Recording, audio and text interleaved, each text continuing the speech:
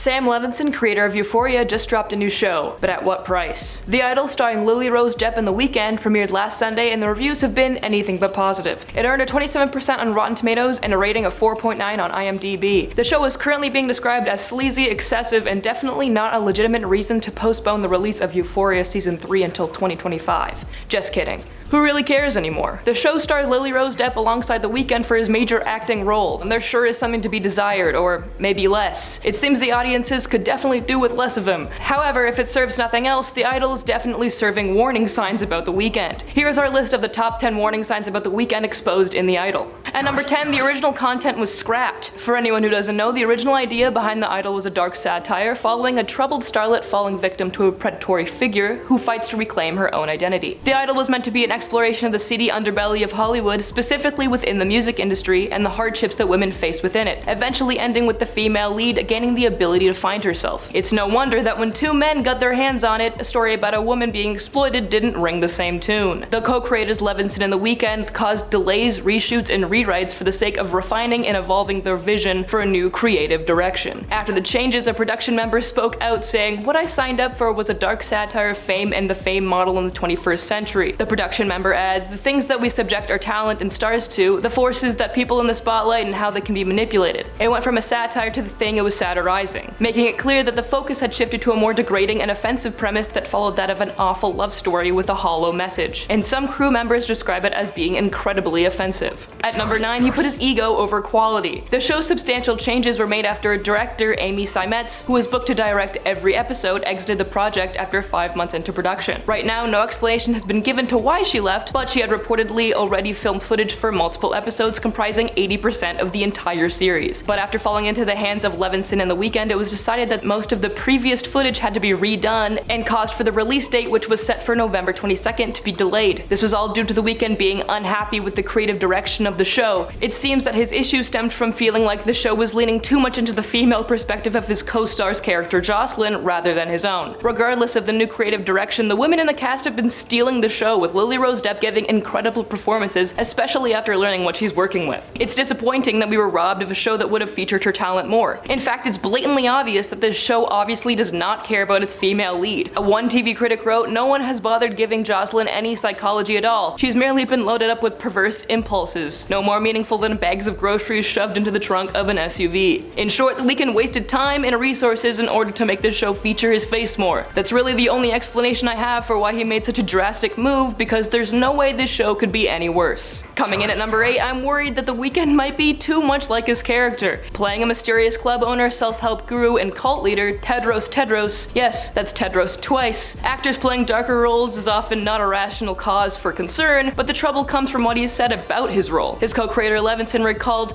"He came to us with a pitch. If I wanted to start a cult, I could." What he meant by this is that his fans were so loyal and devoted that they would follow him anywhere. Now, this quote is quite disturbing. A man with the power to control people who desires to follow through with that ability and speaking publicly about it is frankly dangerous. From this quote, I've gathered that The Weeknd is broadly basing his Tedros character on himself, which is disturbing considering not only the fact that he's literally a cult leader with all the manipulative ego that comes with that title, but also in his mistreatment of women, objectifying and using them all for his own personal gain, which is not surprising in tandem with the aforementioned points. To add to this, it seems that the actor has taken on a method acting approach, pretending to be his character when the cameras are off. His co-star Lily Rose Depp said that she would steer clear of The Weeknd when he would be in full Tedros mode. At number 7, The Weeknd's performance in The Idol is not only quite distressing, but even worse, it's lazy. Even after all the proclaimed method acting, it's odd to see someone like The Weeknd, known for creating some of the most seductive music in the 2010s, give such a stiff and amateurish job playing a character in an X-rated show. His lack of passion for performing is most likely indicative of his simple desire to be a part of something that exploits and demeans women. The truly horrific part of that is that his participation in the show seems to be an opportunity for him to act on a sick, twisted fantasy. It begs the question of if The Weeknd wants women to want his mistreatment and authority, because it seems that all he really does in the show is berate Depp's character and look like Dracula. As well, for a show about the music industry, the music we've heard so far is dull and boring. For someone who's performed at events such as the Super Bowl with an obvious ability to make good music, you'd think the co-creator would put some effort into the song created for the show instead of throwing a tacky song in that wouldn't even make it on the radio.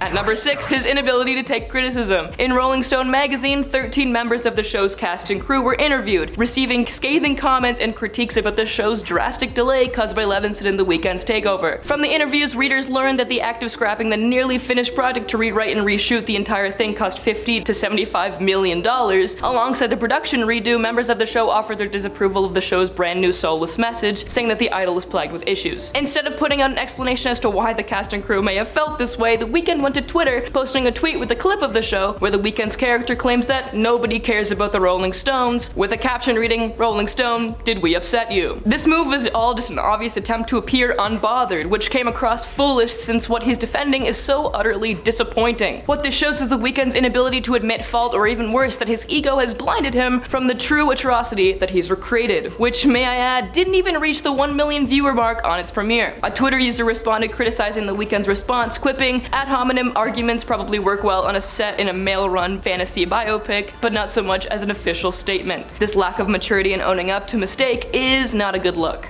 At number 5, the chaotic work environment. The reported chaos while making The Idol is consistent with the cast and crew testimonies of the dysfunctional set of Euphoria's second season. On the set of The Idol, there were instances of workdays lasting for many hours overtime, in part because of Levinson rarely coming to set with a shot list. Rolling Stone's report went behind the scenes and gathered information from anonymous sources who were involved in the production, going on to describe the set as chaotic due to Levinson's direction. One member quoted, "I would never work with him again." One of the sources revealing, "I don't think I'll watch Euphoria again after working with him, knowing how he treats his crew." The Weeknd's complying with Levinson as a co-creator is troubling, as he obviously lacks the ability to speak up for the people working below him. At number 4, the anti-feminist storyline. From my previous points, it's no question that this show stems from misogynistic intentions. In The Idol, The Weeknd's character instantly attracts Jocelyn with basically no courtship or flirting whatsoever. This passive on-screen choice screams underdeveloped character with absolutely no agency, and perhaps a case of careless writing, but also perpetuates a man's ability to own whatever woman he pleases. The Hollywood Reporter writes, "Jocelyn makes eye contact with Tedros, and the rest is history." Looking back, there's absolutely no reason why Jocelyn becomes obsessed with Tedros as she comes to be. This plot point only makes sense through the lens of the co-creator's narcissism, his objectification of women, and need to appear powerful as much as he wants to be deemed attractive.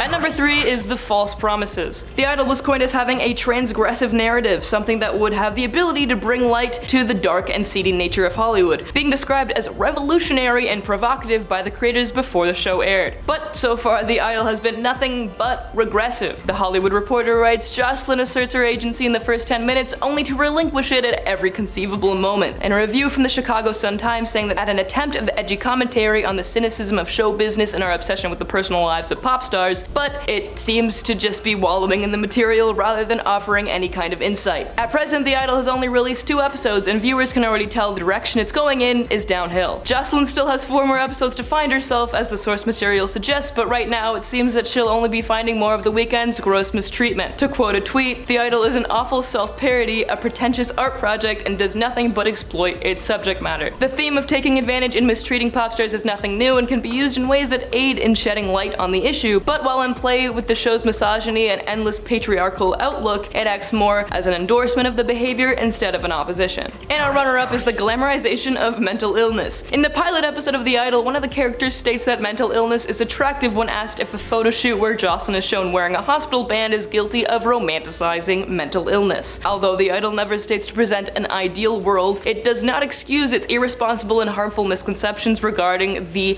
appeal of mental illness. The persistence of this belief can significantly influence public perceptions and understanding of mental health, making it crucial to approach these themes with empathy and respect. But seeing as though the creators lack either in their portrayal of anything else, it isn't a surprise that this is also a problem. And coming in at number 1 is the show's perception of abuse. The Idol seems to be based on Depp's character believing that being hurt and mistreated by Tedros somehow leads to success. It's hard to see scenes that contain the victim of abuse begging for more as anything more than an excuse to degrade a young woman. These scenes have also been assumed to do nothing more than incite uproar about how controversial the show is. Experiencing attraction to people with power is not unusual, but The Idol blurs the lines of what's acceptable and what is straight up violent. Many critics fear that a show like this may do nothing but promote harmful ideals around consent. A production member says to the Rolling Stone, "It was a show about a woman who was finding her identity, but turned into a show about a man who gets to abuse this woman who loves it." And that is our top 10 warning signs about The Weeknd exposed in The Idol. Will you be tuning into the 3rd episode of The Idol this Sunday, even as a hate watch? Let me know down in the comments, and I will see you in the next one.